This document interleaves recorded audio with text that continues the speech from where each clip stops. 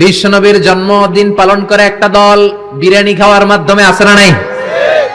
বিশ্বনবীর জন্মদিন সাহাবারা পালন করতেন না, বিশ্বনবী নিজেও পালন করতেন না। শুধু যখন জিজ্ঞেস করা হলো কেন রোজা রাখেন, বিশ্বনবী বলেন যেহেতু জন্মেছি, এই জন্মটা আল্লাহ আমার না দিলেও পারতেন, জন্মের শুকরিয়া স্বরূপ আমি রোজা রাখি। সুবহানাল্লাহ। এজন্য 12 রবিউল আউয়ালে যদি কিছু পালন করতে চান খালি রোজা রাখবেন, কিন্তু ওই দিন মিষ্টি আর হালুয়া আছে না নাই, জশ্নে জুলুসে আছে না নাই। আহা, শুধু মিষ্টি আর জিলাপি, কিন্তু বিশ্বনবী রাখতেন রোজা। আপনি রোজা রাখেন, আপনি না খেয়ে থাকেন, তাহলে বিশ্বনবীর ভালোবাসার প্রমাণ পাওয়া যাবে, ঠিক কি না? চট্টগ্রাম থেকে আমি আসতেছি, এই যে 12 রবিউল আউয়াল জশ্নে জুলুসে ঈদে মিলাদুন নবী, পুরো চট্টগ্রাম শহর প্যাকআপ, গাড়ি চলে না। এদের যোহর নামাজ কই, এদের আসরের নামাজ কই, এদের ইবাদত কই? কিচ্ছু নাই, শুধু আছে মিছিল আর জিলাপি। আছে না নাই? আছে না নাই? আছে না নাই? এজন্য এই নবী এমন নবী যে নবীরে বাদ দিলে সিয়াম বোঝা যায় না, এই নবীরে বাদ দিলে হজ বোঝা যায় না। কারণ বিশ্বনবী আমাদেরকে হজ করে শিখিয়েছেন। বিশ্বনবী জীবনে হজ করেছে একটা, উমরা করেছে 4টা। বিশ্বনবী যদি হজ করে না দেখাইতো, আমরা হাজির হইতে পারতাম? জোরে বলেন, পারতাম? এজন্য এই নবীরে বাদ দিলে কিচ্ছু বোঝা যায় না, নবীরে বাদ দিলে কোরআন বোঝা যায় না। এই জন্য এই নবীর ভালোবাসা আমাদের অন্তরে আছে না নাই? সূরা ফাতিহার 29 নম্বর আয়াতে আল্লাহ বললেন, মুহাম্মাদুর রাসূলুল্লাহি ওয়াল্লাযীনা মাআহু আশিদ্দাউ আলাল কুফফারি রুহামাউ বাইনাহুম। মুহাম্মাদুর রাসূলুল্লাহ, মুহাম্মদ আল্লাহর রাসূল। এটা কার কথা? বিশ্বনবী যে আল্লাহর রাসূল, এতে কোনো সন্দেহ আছে? সন্দেহ থাকলে কি ঈমান থাকবে? তিনি হলেন আল্লাহর রাসূল। বিশ্বনবী নিজেকে রাসূল বলে পরিচয় দিতেন। বিশ্বনবী বলতেন না আমি বাতিলের আতঙ্ক, বিশ্বনবী বলতেন না আমি সারা বিশ্বে আলোড়ন সৃষ্টিকারী, বিশ্বনবী বলতেন আমি রাসূলুল্লাহ। আমি কি? সুন্দর লাগে না নামটা? রাসূলুল্লাহ। আবার বিশ্বনবী নিজেকে আব্দ বলে পরিচয় দিতেন, মানে গোলাম। বিশ্বনবী গোটা বিশ্বের সবচেয়ে অ্যামেজিং পার্সোনালিটি, বিশ্বনবীর চাইতে সেরা, বিশ্বনবীর চাইতে মহান মানুষ পৃথিবীতে দ্বিতীয়টা আছে নাকি? তারপরও বিশ্বনবী নিজেকে বলতেন ইন্নী আব্দুল্লাহ, আমি হলাম আল্লাহর গোলাম। গোলাম বলতে পছন্দ করতেন, নিজেকে ছোট করতে পছন্দ করতেন। এজন্য আমরা নামাজে বলি আশহাদু আল্লা ইলাহা ইল্লাল্লাহ ওয়া আশহাদু আন্না মুহাম্মাদান আবদুহু। তিনি আল্লাহর রাসূল, তিনি আল্লাহর গোলাম।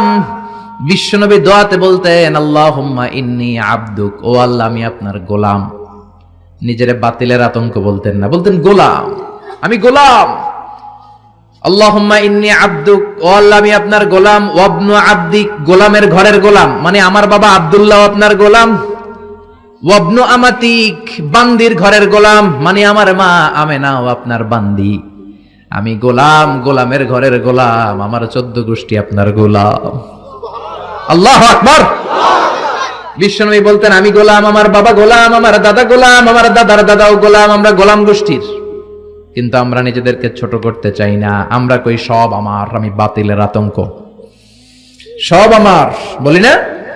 কিন্তু বিশ্বনবী বলতেন না আল্লাহ আমি আপনার গোলাম, আর বলতেন আল্লাহ আমারে আপনি ছোট বানান, আমার চোখে বড় বানান, মানুষের চোখে। সুবহানাল্লাহ।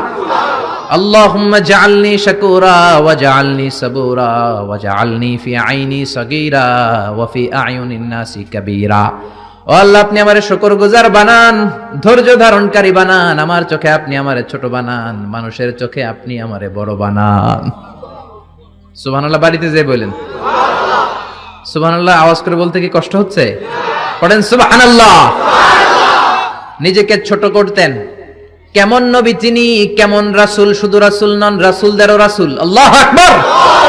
মা কানা মুহাম্মাদুন আবা আহাদিম মির রিজালিকুম ওয়ালাকির রাসূলুল্লাহি ওয়া খাতামান নাবিয়্যিন। তিনি শুধু রাসূল নন, খাতামুন নাবিয়্যিন। নবী আসার যে চেইন, যে সিলসিলা, এটাকে আল্লাহ বিশ্বনবীর মাধ্যমে সিলগালা করে দিয়েছেন। আর কোন নবী নাই, জোরে কোন সুবহানাল্লাহ। তিনি শ্রেষ্ঠ নবী, নবীদেরও নবী। তিনি এমন নবী যিনি হ্যাঁ বললে শরীয়তের সবকিছু হালাল হয়ে যায়, তিনি না বললে সব হারাম হয়ে যায়। তিনি আঙ্গুল তুললে পূর্ণিমার চাঁদ 2 ভাগ হয়ে যায়। তিনি জমিন থেকে পা তুললে আল্লাহর আরশে মেরাজে চলে যায়। বিশ্বনবী যদি কয় হ্যাঁ করো করো করতে পারবা, ওটা হালাল। কারণ কোনটা হালাল কোনটা হারাম এটা আমাদেরকে বিশ্বনবী শিখিয়েছে, ঠিক কিনা? বিশ্বনবী যদি বলে না না না এটা করা যাবে না, তাইলে হারাম, হ্যাঁ বললে হালাল, না বললে হারাম, ঠিক কিনা?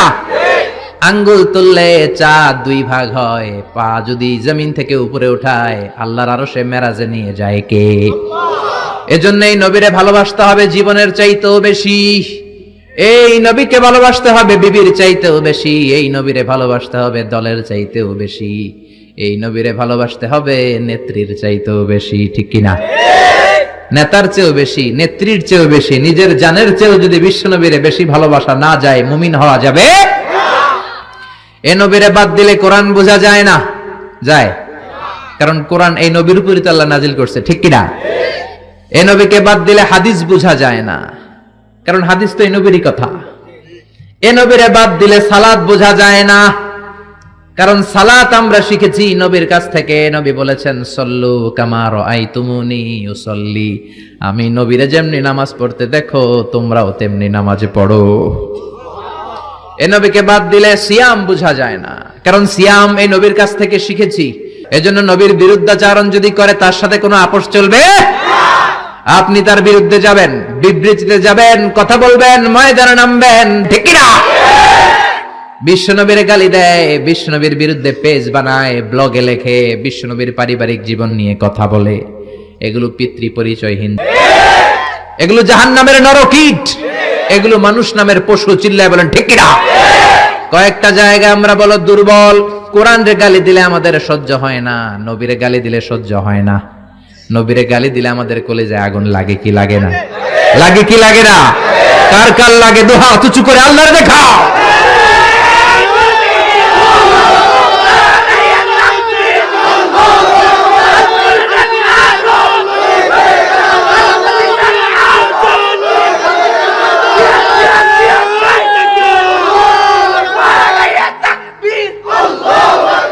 আল্লাহ আমাদের স্লোগানকে কবুল করো।